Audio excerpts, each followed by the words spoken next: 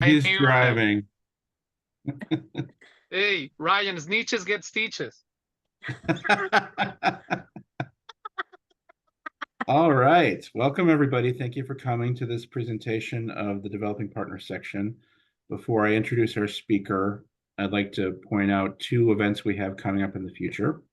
Our next event is on December 11th, December 1 at 1 Eastern. It will be an interview with Roger Barton, Jerry Weitzel, and Kylie Schmidt about their experience and their insights in building a firm, building a book of business, developing a brand for themselves. And I'll be interviewing them, and you are very welcome to ask them questions as well. I'm very excited about that. Roger Barton was a former partner at Sidley Austin, broke off to form his own firm. Jerry Weitzel's co-managing partner of Kazaki Weitzel McGrath in Chicago, and Kylie Schmidt's a partner at Ogborn Mim in Denver. So I think it'll be a very good discussion. Please mark your calendars. And then after that, we've got our next networking call is January 29th, 2025 at 1 Eastern. Mark your calendars for that. And since I saw that Taya is on, she was recently written up in the Primaris Weekly. Great article. I suggest everybody read it. And with that said, let me introduce our speaker, Doug Brown. He's got a very impressive bio, but asked me not to go into it in depth. So I'll just say he's the Chief Learning Officer for Summit Success International. He's got a very extensive background, a really interesting background. One of the things that caught my eye was he had a position as Executive Director or Chief Executive of the Connecticut Bar Association, which I mentioned because the State Bar of Wisconsin's Executive Director is retiring next September. If you know anybody, Doug, give me a call. But short answer, he's been everywhere, has a really, really broad and impressive background, and he's going to be talking to us today about effective delegation, which is something I certainly need training on because I do things really fast and I'm a perfectionist. So my first instinct is to do it myself when I should be delegating. So with that said, Doug, take it away. Excellent, excellent. So I just realized I forgot to do something here for you all. So I'm going to do that. But thank you so much for having me.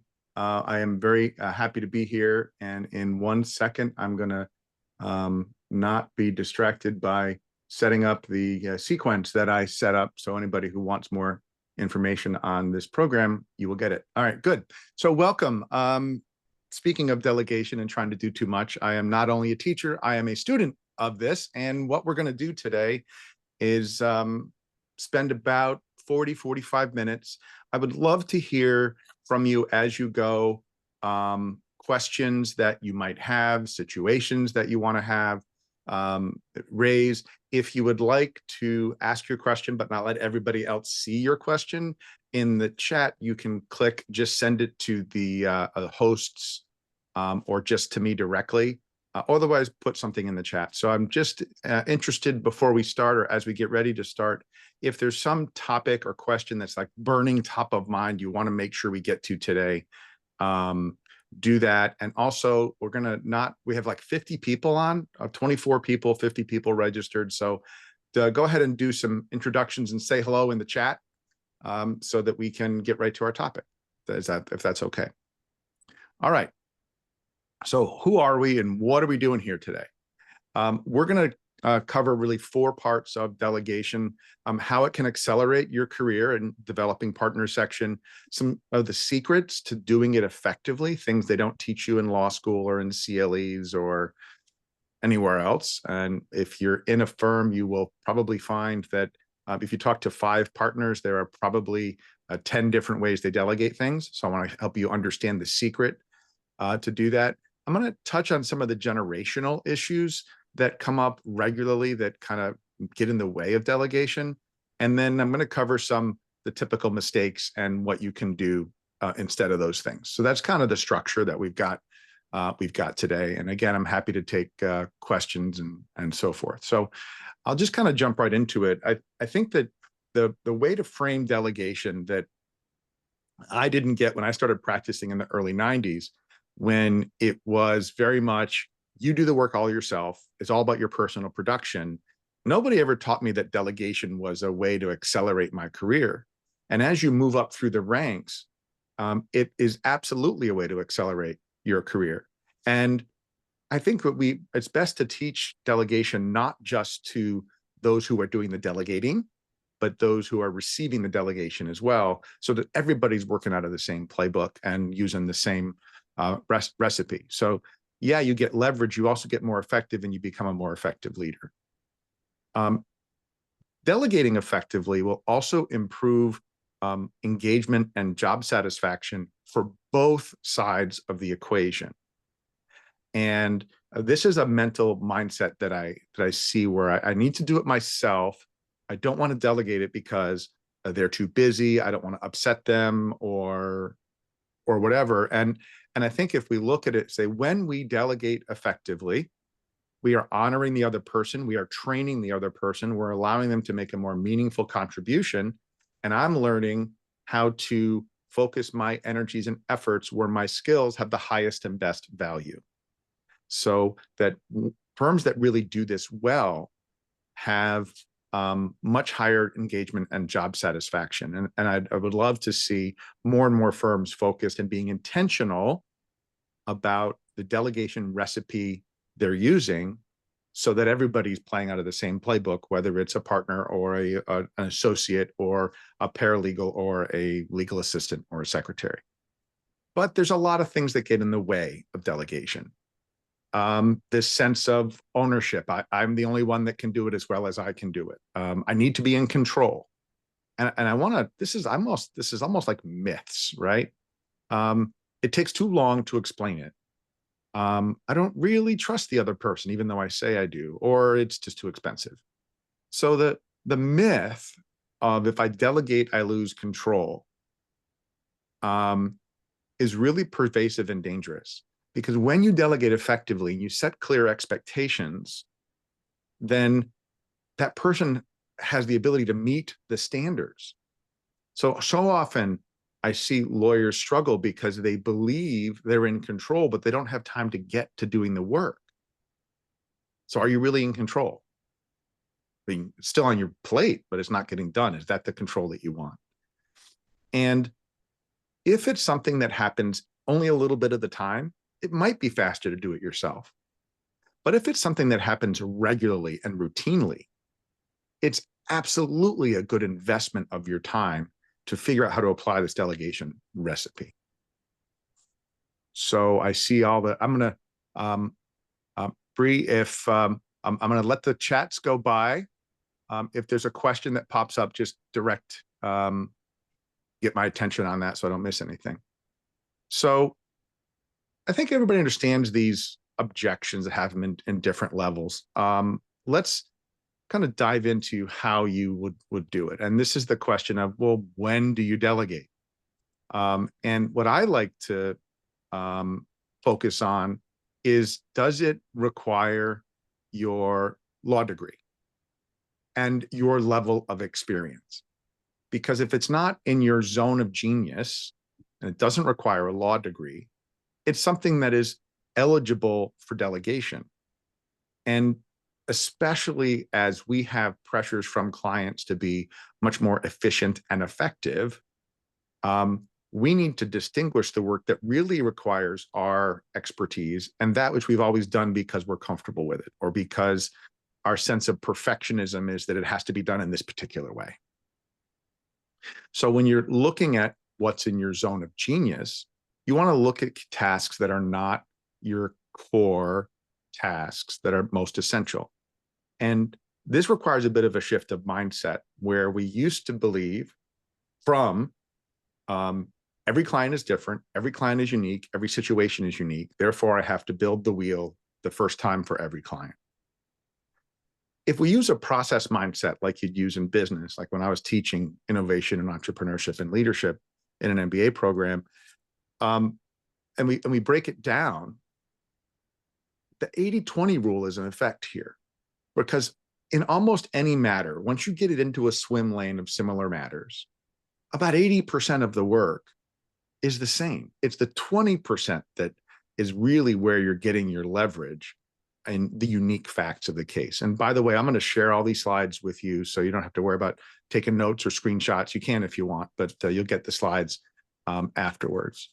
So you want to start asking, who can help with this, not how do I do it? When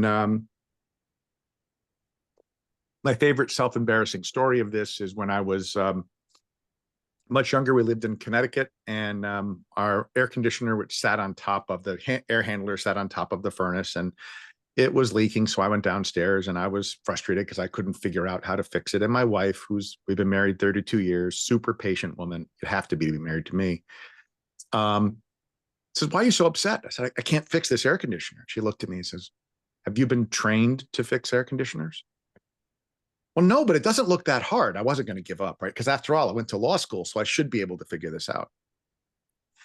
And she was persistent, though. She said, "Do people go to school to learn how to fix air conditioners?" Yeah, you're right. I was trying to figure out how. I should have been asking who. And it doesn't have to be your HVAC for this. You are going to have things that you have to figure out. And maybe instead of thinking, I have to figure it out, say, who would be the best person to figure it out? Because you can also delegate some of that to the people on your team to say, let's figure out how to come up with a process for this thing. And the more you're honoring them by engaging them in this development, the better off it's going to be. You need to understand your team's strengths, and you need to focus on the highest value activities. So there's a lot to this. There's a whole list of things. What I want to encourage you to do is get a piece of paper and or somewhere on your screen and just write down the top 5 things that I would love to delegate if I knew how to do it. The things that that are not in your wheelhouse, that even if you can't delegate the whole task, you could delegate some of it. Like, I spend a lot of time trying to find information before client meetings. Could I delegate somebody else to assemble that for me? It might be that simple. So you can delegate parts of a task or an entire task. And if you would like to share one of your things I'd love to delegate, but I don't know how, go ahead and put it in the chat. So there's a secret to effective delegation, and I try to keep things simple. It's a pancake recipe, and it starts with these 4 questions. What do I need to have done? When do I need to have it done? And why? Why is really important for engaging people, especially as you're learning how to delegate as a developing partner, because you may not have had the best of experiences like I had, where it is 4:30 and there's a drive-by. This is back when we used paper files, and 4 dropped in my desk without any instruction except go take care of this. Or when I gave work back to a partner, if this one particular partner, if he saw the first one error on it, he would take it, he would literally throw it back at me. I hope you didn't have those experiences, but remember, we don't have to inflict on those that were leading the errors that were used leading us. And by the way, I don't blame any of those errors. Nobody trained people how to delegate. It's just been passed on. So what are the natural breakpoints, and what is, and how do you do it efficiently and effectively? And that's the Loom video trick. It's a software program. It's free. It's basically, Loom is a screen share that allows you to capture whatever's on your screen, and you can do a voiceover and have your picture on it or not. So if you're trying to explain to somebody how to do something or something you want done, you don't necessarily have to sit and, oh man, I have to write it out and write out all the steps. You can record a Loom video. It will, it's loom.com, Loom.com. It will create a transcript. It'll create a summary and a link that you can send it to the person. And that's a great way to develop some of the procedures or explain things that, or get things back that you might not have time to sit down and write out the instructions.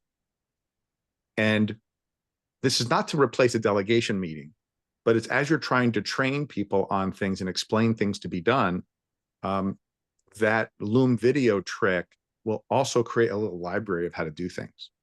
So I love that, love to leverage technology. So here are the essential steps in your delegation recipe. First, it's just being really clear, being clear on what needs to be done. What's the output? What's the outcome you're expecting from this delegation? And the more specific you can be, the better chance you have of having it done properly. And one of the keys here is there has to be an open two-way communication to make sure that that assignment is actually received. Because if you're just transmitting and they aren't able to repeat back what's necessary, maybe your message was garbled. So what do I have to have done? Who's the right person or people to do it and why? And again, what's the outcome? So going through these steps, just thinking about, all right, I need to have the research done for this motion for summary judgment, what I need, and I need to have a draft ready for me to review. And I need, if there are questions, I need that to be flagged in some way if I don't know where to go. So that might be the thing, the team member to do it. You might have two team members involved. You might have a writer and a researcher. But the outcome, what's the output that you expect? And then you want to talk about the delegation level. And this is a favorite when I do this presentation. So I'm going to share that and come back to this. The delegation level is one of, in this model, it's one of 7. You could create your own versions of this, but at the top of the pyramid, the simplest thing is just do exactly what I say. And from there, I want you to investigate and report so I can decide. You're remaining control. As you go down the pyramid, there is more and more control that is trusted to your colleague. It might be, I want you to advise and recommend a course of action. Or maybe it's, I want you to decide, but wait for my approval. And some people like to combine 3 and 4. That's fine. 5 is different. It's decide, let me know, and go ahead. And it's up to me to say stop. 6 is act and advise, and 7 is just go do it. I don't care. I don't need to know about it anymore. So based on the task and the person you're assigning it to, being intentional about the level of delegation will really improve your outcomes, because this is, somebody will understand what's necessary. One of the errors I see that consume a lot of time is they'll delegate something to a younger associate, and then it'll come back, it won't be right. And so what happens? Well, the partner rewrites it or edits it. And if you're just training somebody, I think that's not a bad idea. But be mindful that when you take their work and you redo it, you're training them that they don't have to, that they can trust you to be their backup. So it's often better when you're setting deadlines to, if it's not right, give them guidance on why it's not right or why it's not complete, and then have them go back and complete it. So, and in these days with technology, you shouldn't be doing grammar editing or any of those other that's all stuff that they have access to technology. You may want them to do it your way. And I would encourage you to think about, do they have to do it exactly your way, and why? And if it's really important that they do it exactly your way, you need to explain why, so next time they can do that. So that's the levels of delegation. I'm going to just back up again. Once you've established the level of delegation, the next thing on your checklist is, what are the checkpoints and deadlines? I used to be terrible at this. I used to say, well, by the end of the week, or when you get around to it, or on Tuesday morning.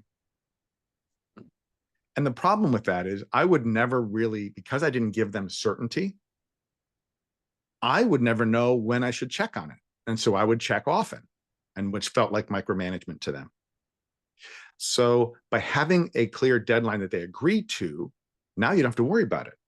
And it might not just be that, might not be the deadline, it might be a check-in. Let me know at these points. So be intentional, anticipate the challenges, and ask the most important question you can, which is, how can I support you on this? And then once you kind of work through this, you will say, well, the recipe for this delegation, I need to update it in this case. This might be kind of awkward at the beginning, but once you get used to doing the process, it can become very, very fast and efficient because you're playing out of the same playbook. So the way this all comes together is in a delegation meeting. So you've got your checklist, you've decided your level of delegation, and now you're going to meet about it. And the meeting doesn't have to be this big, long meeting. It's only got 5 steps. Are you clear on the objectives and outcomes? Have you defined the scope and boundaries? Do they have the tools and resources they need? Have you agreed on timeline? And do we know how to communicate effectively? One of the errors I made when I was developing as a leader was I allowed them to have the impression that I had thought it all the way through. And then they were afraid to ask questions. So I had to be intentional to say, first, I don't remember everything I've given you to do, so I don't know what your priorities are. You have to be in control of that. If I'm not clear, you think I've forgotten something, you need to ask. And rather than making assumptions, I would rather have us get in to be able to say, this is where I'm stuck. And if you come to me and say, this is where I'm stuck, or I don't know, I would love for you to give me some options.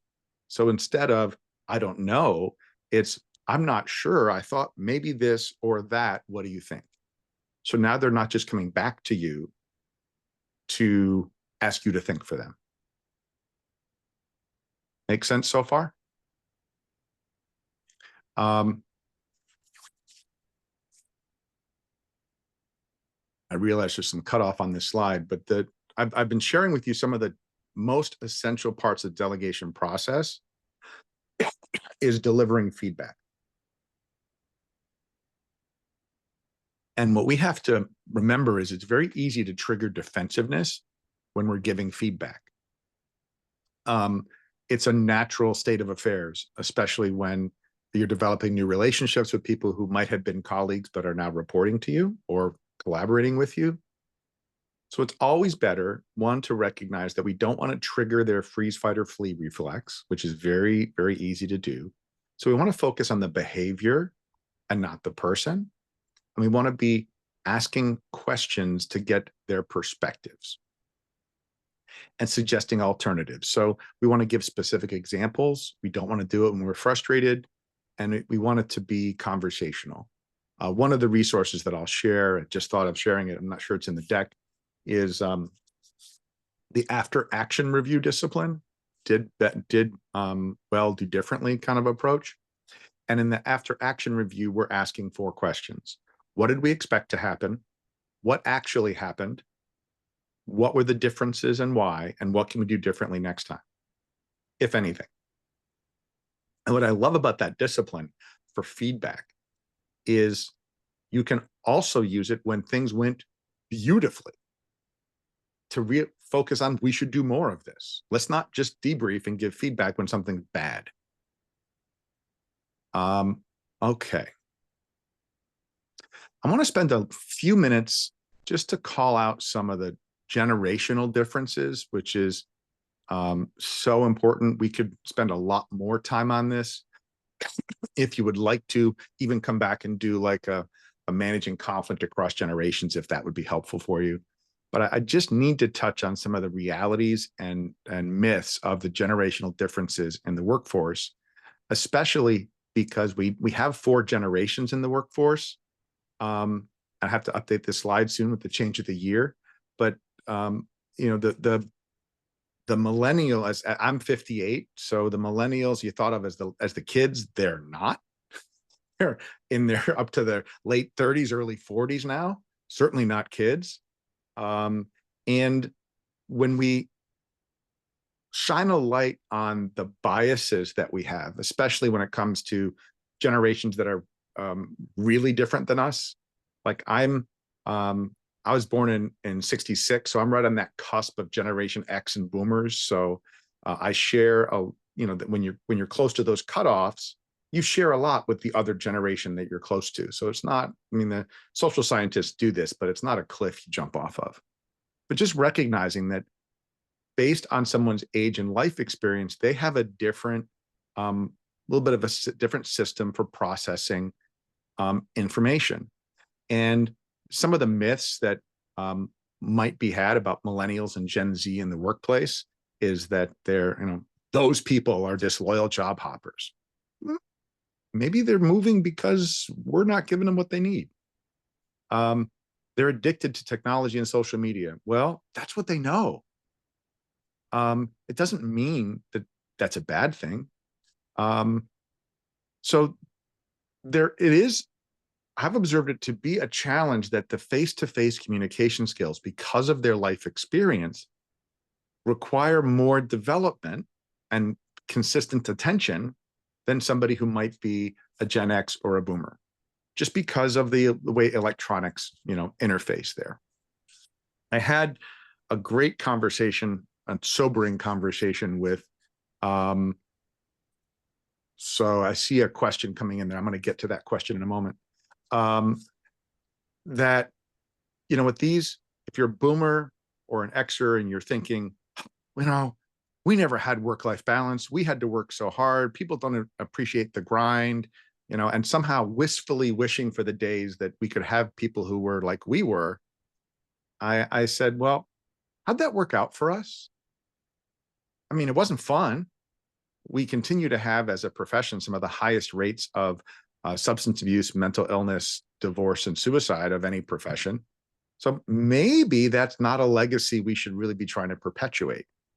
Maybe we should kind of think about it, a little bit differently. And it's not just on the older generations to understand and think differently about the younger generations. It's also for the younger generations to recognize that there are a collection of biases around the old people. I don't like to think of myself as an old person, but I suppose to somebody who's younger, I'm an old person. That we are technologically challenged. Yep, we're not as good as you. Some of us are, some of us just aren't. That we are resistant to change. Yeah, lawyers in general are very resistant to change. But I would look at that and say, part of our profession, our whole profession is based on precedent. And maybe we should be open to understanding why the resistance is there and how we might overcome it. There's a great thing I can share with you as a resource, the change equation, of how to really get and understand how to overcome resistance to change. They might lack some ambition and drive, or their ambition and drive might be just different. So in the context of delegation, especially as a developing partner, you're trying to bridge these different generations. And when you find yourself reactively making a statement about a group, a generation, or something else, one of the ways to develop as a leader is just to think about, all right, is that a story I'm telling myself? And what other stories might there be? Maybe I can get curious about that thing and try to figure out, using some of my lawyer's analytical skills, to figure out how might I get through to that person. And by the way, these are the exact same skills you'd use with clients.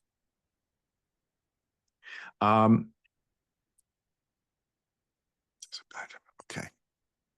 All right, great. I see this question, and I'm going to get to that question in a moment. I've told you a little bit about myself. My business is helping lawyers on growth and succession strategies. I've done a lot of different things in my life. I'm not going to bore you with that, but the thing that I think is the reason I focus on what I focus on is because leadership, emotional intelligence, and active listening are three of the most important skills for long-term success as a lawyer. And they are the three of the things that are the least taught. So my mission in life is to go out and help us all become better leaders, because you're never done. Because just when you think you got it figured out, the rules change. Just because the universe has a sense of humor. Okay.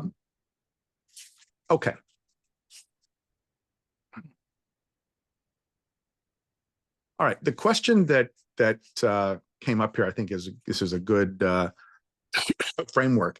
The question was, when someone does a bad job on an assignment, how do you balance the communicating that message and not demoralizing them or impairing our working relationship? Great question. So the way I would approach that in the first instance is to say, well, did I clearly define the assignment? And how do I know that the assignment was clearly defined in terms of steps, outcome? Remember that graph that I showed you? Did I do a good enough job clearly communicating what I expected and what a good job would look like? And there's a way to test that in a feedback conversation. And the way to test it is if you're having a feedback, if somebody did a quote bad job on an assignment, let's not call it a bad job. Let's have a conversation. Say, I'll just pick a name, Ryan. You pop to mind, so I'll use your name, Ryan. Help me understand, what did you understand was the objective of this assignment, and how do you think you did? And Ryan might say, I understood this, and I think I did pretty good. And now your first instinct as a lawyer, especially if you're a litigator, is, well, you didn't, counselor. Don't do that. Think, well, okay, I think there's some opportunity for improvement here. Did you understand we also wanted to be doing this or that? We want that this was the standard. Because if somebody does a bad job, it's either because they didn't understand what a good job looked like, or they didn't know how to do it. I guess it could be that a lot of other crap got in the way and they didn't use their time effectively to meet the standard. It's not because they're a bad person. It's not because they're a slacker. If you hired them, they're smart. So let's get curious about that. And if we approach that conversation, remember the after action review, what did we expect to happen? I expected this to be done without any grammatical errors, and you've changed all the names appropriately, so I could just approve it. All right, great. What happened? Well, you didn't use Grammarly, you didn't do this, okay. So, but if you're communicating that, now what would we do differently next time? And as a leader saying, I'm just wondering, Ryan, I would love for us to learn from this so that, because I know you want to do a good job, so you can do an even better job next time. What got in the way? And now we're having, if you think of that as a development conversation so they can do a better job next time, that's not going to demoralize them. That's going to be helping them advance their career. So that's the way I would approach that about, and also kind of building the working relationship, and understand if you're in a pattern with someone where if you say anything, they immediately get defensive, which happens, right? Those of us who have kids know that when they're teenagers, you could say, it's a nice day outside. And they said, what do you mean by that? That it was a nice day? So you're going to have to do some things to interrupt the pattern so that you can make it a little bit, I hate to use this word, this has been kind of corrupted in popular culture. And what I mean is, our brains, when we're in freeze, fight, or flee reflex, which often happens in a feedback conversation, our amygdala hijacks the connection with our higher thinking and our logical brain. Until we allow that brain to feel a sense of safety, the logical thinking circuits are offline. So we have to find a way to get the amygdala and the brain to say, okay, it's kind of safe here. I can be open, and now I can start thinking logically. Which is why when you try to deal with somebody who's very emotional and you try to use logic, it doesn't work. So that's where emotional intelligence comes in. You could do a whole nother program on that. So when somebody doesn't do a good job, it's often because of unrealistic expectations, a failure of communication, this perception of micromanagement, or that they just don't feel appreciated. And I guess a bad job could be if you're in the habit of taking their bad job, fixing it for them, so they could be continuing to give you bad jobs. Be questioning of, well, have I enabled that behavior? And how could I interrupt that cycle? And by the way, you can use, hey, I attended this delegation program and they said we got to have these conversations. Use that as an excuse to break the cycle and say, let's talk about how we can delegate and be delegated to more effectively. That's a communication piece. So we have unrealistic expectations. It's an occupational hazard of lawyers. We have impossibly high standards for ourselves. We have unrealistic expectations. Things always take longer than you expect. When you're doing them yourself, you might be overestimating your own abilities or somebody else's, or all the other things that come along with that. Most lawyers I know are some level of perfectionist. Not that I have any experience with that. And we think that something should take a smaller amount of time. So that's the amount of time we allocate. And then we get frustrated with ourselves that it takes longer. We probably did a bad job of estimating. So one of the things I work on when I'm working, with leaders is trying to be realistic with ourselves of how long does this actually take? Not how long it should take, but how long it actually took. Because once you address that, now you can find ways to be more efficient and effective. But even if you've done the thing a lot, it can take a lot more time. One of the things that I do that take too much time is that every once in a while, I'll get on a thing and say, I need to redo this presentation. Now, it was fine before, but I want to make it so much better. And then a day goes by. I'm like, wow, I lost a whole day. I didn't plan to do that. Okay, whose problem was that? Mine. So having unrealistic expectations. So one of the ways to deal with this is often time management and delegation challenges really go together in a law firm because we don't have full visibility to a workload and a schedule. And we often don't anticipate that this case that's hit my desk today is going to have a high level of work, and then it's going to die down in a few weeks, and it's going to get busy again. We don't think about that. We only think about what's right in front of us. Acknowledging and addressing our own overconfidence, setting SMART goals that's specific, measurable, achievable, relevant, and time-bound. It's being very specific about goal setting. I've got a handout on that I can share with you as well. One of the ways to bridge this generational gap is to, rather than pronouncing this is our new way we're going to delegate, to say, this is what I've learned. Let's together develop a recipe that works for us. And now you're engaging them in the process.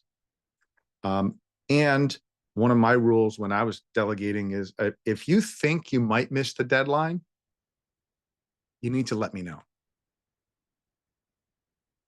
So many of the conflicts are because we delegate late and then we deliver late because we overestimate what we're able to do. I would much rather have somebody come to me and say, if you think you're going to miss the timeline or something else comes up, come to me early so we have time to adjust. I don't know that any lawyer partner ever did that with me, but it sure would have been great. So I knew what my priorities were. There's also miscommunication is all wrapped up in this. So if you see these things happening, there is likely a communication issue. And communication requires, remember, first year of law school, offer and acceptance. We often think communication is transmission, but it requires receipt and understanding. So if you see these things happening, say, how could we communicate more effectively? Where is it breaking down? When I allowed myself to realize that part of being a good leader is being vulnerable, not bearing my soul, but saying, look, I don't actually know everything, or I made a mistake too. That allowed me to address these things much better. Because now you're saying, how can we do this better together? As opposed to how can you just listen to me and do your job? Because I come in and the person who's working for you wants to do a good job. They don't want to give you late work. They don't want to give you half-baked work product. They want to get ahead. So our job as a leader is to facilitate that. Remember that when you are communicating, it's so often how you say what you're saying and not what you're saying. When we talk about communication, only 7% of our communication is in the words we use. 38% is in our vocal variety and tone, and 55% is in our body language.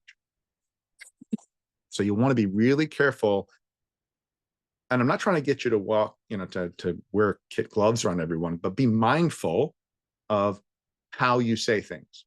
And don't hide behind this, well, I'm just direct. They have to get used to it.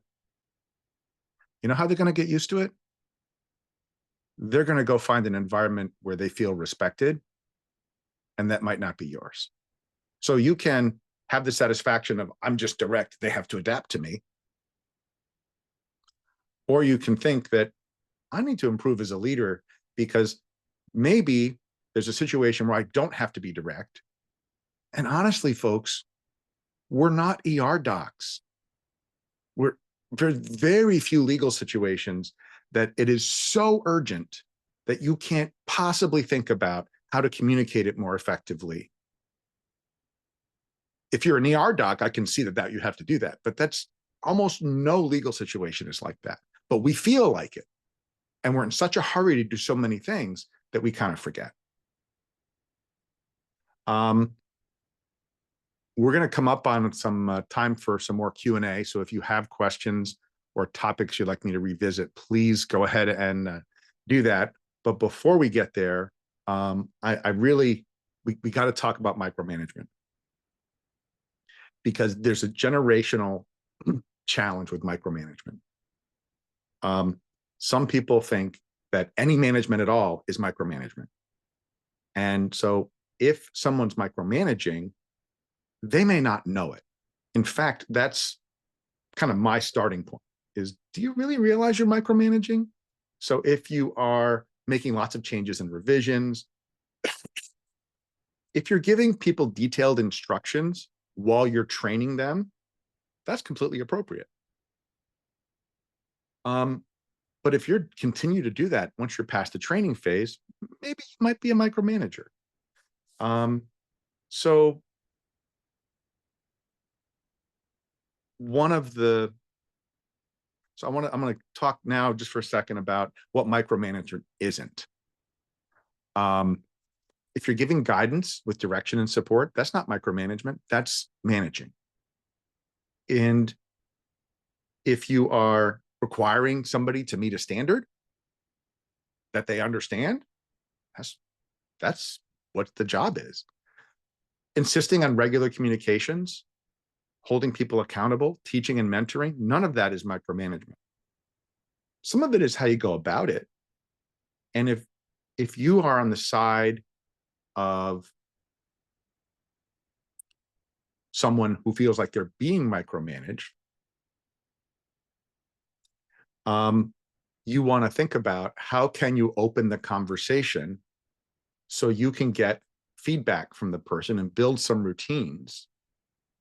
I'm not sure it'd be most effective to say, Bree, I think you're micromanaging me, because that's going to just make that person really, their amygdala is going to go crazy and they're going to get ready to fight you. Probably not the best approach. But remember, when somebody's trying to micromanage, it's usually from a place of uncertainty and fear that they have, of losing control, of not having things done right, or lack of information. So when you tend to over communicate, that can be a good way to address some of that micromanaging tendencies. Or if you feel like you're being micromanaged, to be able to say, what is it about what I'm working on that you need to know more about? And how can I help you get that? because that's the behavior that's driving you crazy.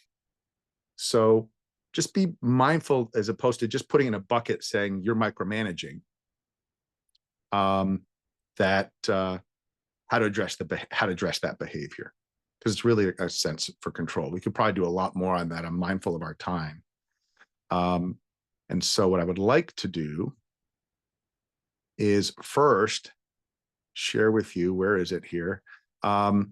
If you want to get direct to your inbox the copy of this presentation, I've got a leadership self-assessment and some of the other things I mentioned today. Go ahead and use the QR code or put in that link, https://bit.ly AGD November 14th. So, and I'll provide that to you later, but that's one way to get the materials. I see a question here about 360 reviews at law firms. Ooh, that's a good one.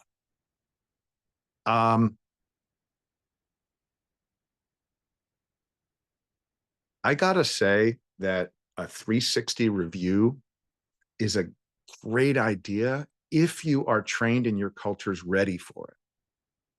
Oftentimes, a 360 review, it's done with the best of intentions and it massively backfires. So if somebody is, I think I'm gonna get to my favorite practice. So if the idea of a 360 review comes up, I would start saying, well, what are you hoping to get from that? What information are you hoping to get? What are the benefits of doing it? And what are the downsides of doing it? When I was at the Bar Association, I love the DISC assessment. It's a work styles assessment. And I was sure that my team was ready for it. Oh my God, what a disaster. They weren't ready for it. They weaponized it. It was a mess. So even the best tools could be misused. My best practice, what I would love to see law firms do for reviews, is to do away with an annual review, to have instead quarterly development conversations where at the beginning of a period, you're identifying what are the key goals and objectives to move that person along through their career. You're doing a quarterly business review, and maybe you're doing a year-end review where you're talking about raises and stuff. But along the way, you are finding a way as part of that person's plan to get meaningful feedback from people as stakeholders in their workplace. I think a process like that gives you a much better outcome than this anonymous 360 where most people focus on negative, so they just throw garbage in it. So I have rarely seen it done well in law firms, in part because the culture wasn't ready. And if you have other questions, please go ahead and put them in. I want to, while we're waiting for the next questions to come in, just cover quickly the importance of gratitude. And this is not saying people deserve a sticker for doing their job. The reason people leave, great people leave, is because they don't feel appreciated. They're compensated fairly, but they don't feel appreciated. And so if you see some of these signs where people aren't taking initiative, I have a typo in my slide, for people withdrawing, poor work quality, then think about, am I really giving appreciation for that person's emotional investment in the work that they're doing? So that might be something as simple as acknowledging their efforts, providing specific feedback, not just you did a great job, but I loved how you framed your argument in that brief, for the work ethic you put in, you delivered it ahead of schedule. Thank you very much. And then stop. Because when you say, and I've got this other work for you, that's no longer appreciation. So separate those conversations. And one of the things us lawyers are terrible at is celebrating success. When I do our annual planning with my clients and for myself, one of the questions, my least favorite question, is how did you celebrate your successes this year? And I usually look at it, I'm like, what, I was supposed to do that?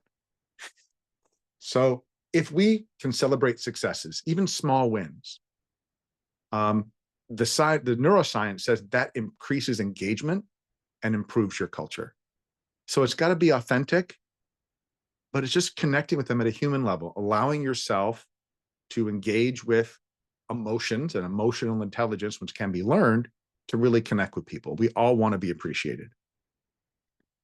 And I love this quote by Simon Sinek. Most of us kind of think that, hey, I'm a leader, I'm in charge. No, it's much bigger than that.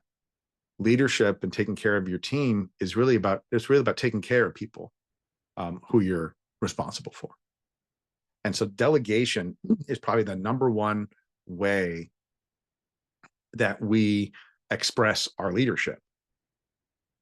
And so when we look at it not just as a tactical thing, I need to get this thing off my list and get onto somebody else's list, which is true, right? You got to get the work done.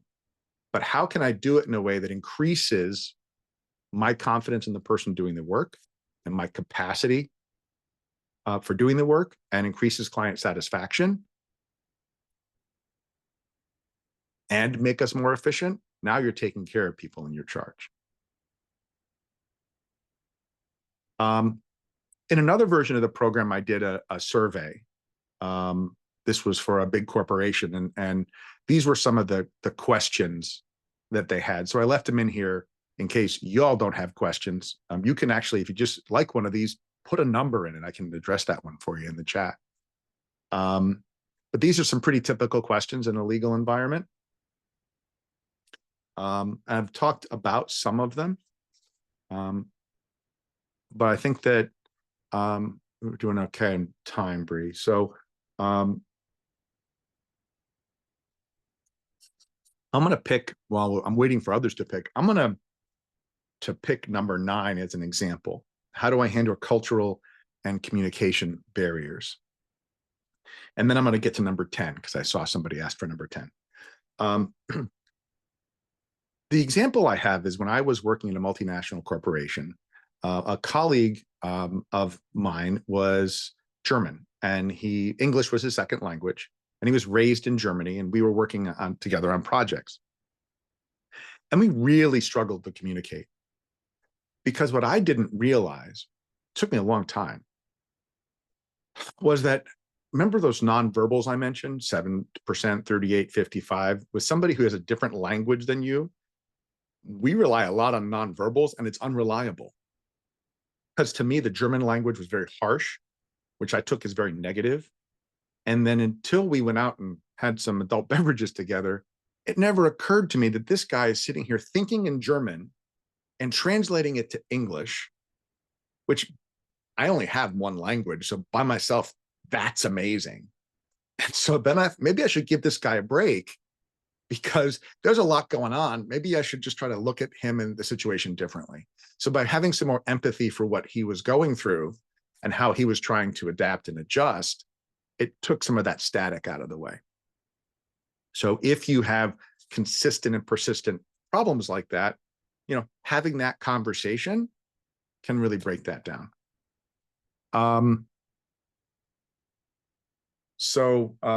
There's one question. We have a little bit of time on number 10. How do I manage quality without redoing the work myself? Okay. First, let's make sure we have a standard for what quality looks like. And if somebody gives you back something that doesn't meet the standard, then it's an opportunity to explain, have a conversation about, I feel like this was the standard. Do you feel like how do we have to adapt this to hit the standard? So that's a conversation, which requires you delegate early enough, and you set a deadline so that there's a little bit of time for them to do the rework and not you.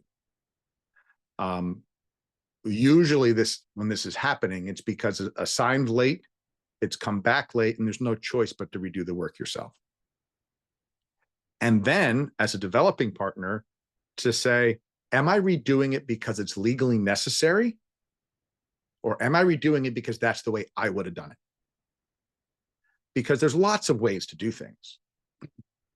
So Is it a style thing, or is it a legally correct thing, or maybe it's okay the way it is because it's going to get things done. So a lot of times when we are redoing work ourselves, it's because we wanted them to do it exactly the way we would have done it. And if that's the case, that might well be the way it has to happen, but it needs to be part of the standard.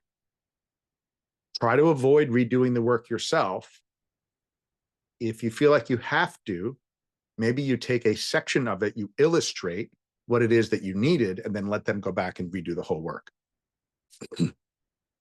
Another question came in on getting engagement from older partners on the advice. That, because this is the developing partner section. These lessons would greatly benefit our associates as a whole. Yes, I feel like that's not a plant, but this is why firms should invest in delegation training. Because having this conversation, not with just with the developing partners section, and you can take it back as much as you can, is investments in how to do this will increase productivity, team performance. It'll bring in some of the older partners because they will feel that there is openness by the younger people to have their wisdom shared, and how to mentor more effectively. But if they don't know how to do this, all they know is what they've done, they don't have a framework to open that conversation.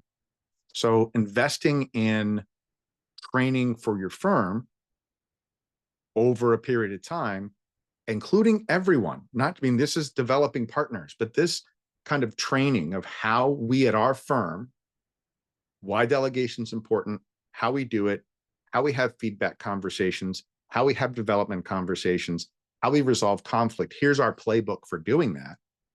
There's so few firms that do it that if you do it, you're going to have a dramatic positive swing, and you're going to get everybody involved.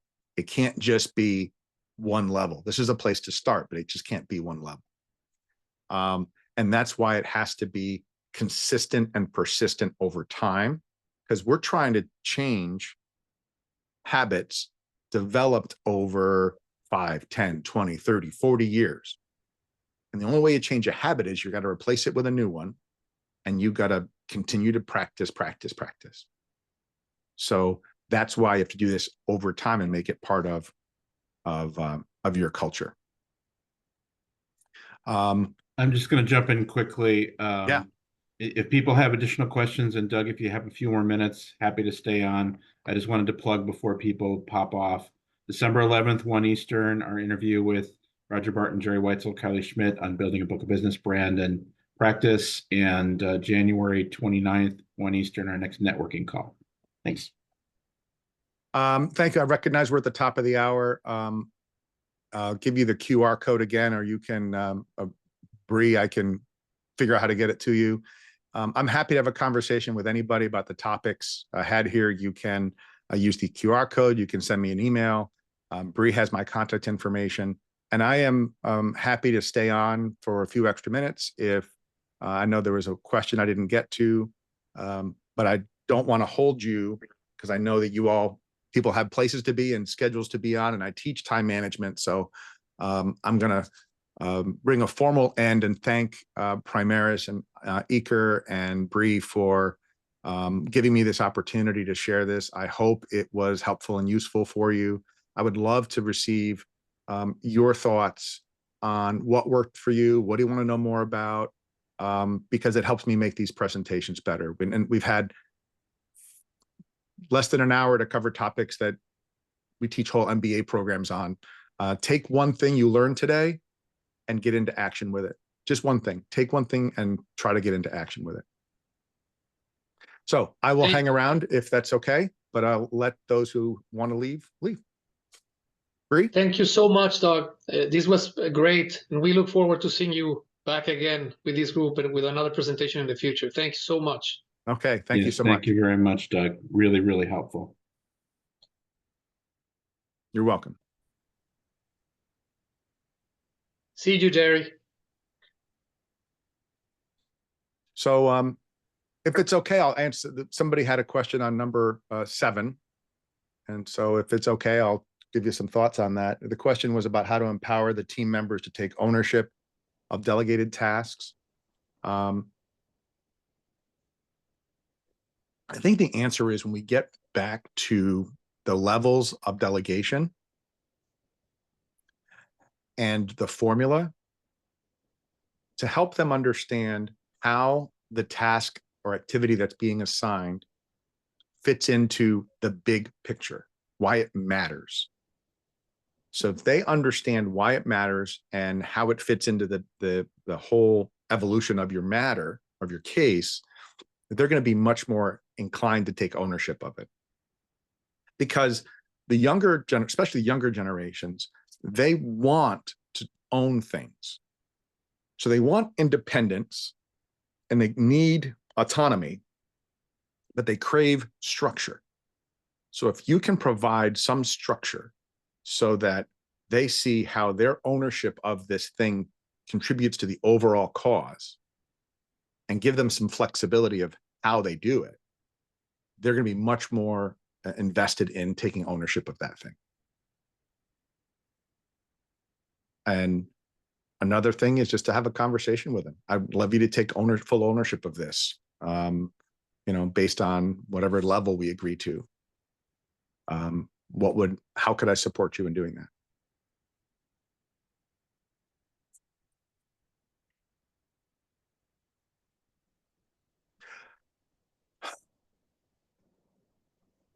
That was a lot. I'm sorry, I didn't mean to fire hose everybody, but I wanted to get all that in, and I think I answered all the questions. I'm happy to hang around for another minute if people have questions or comments. And I'll leave that up to Ryan and Bree. I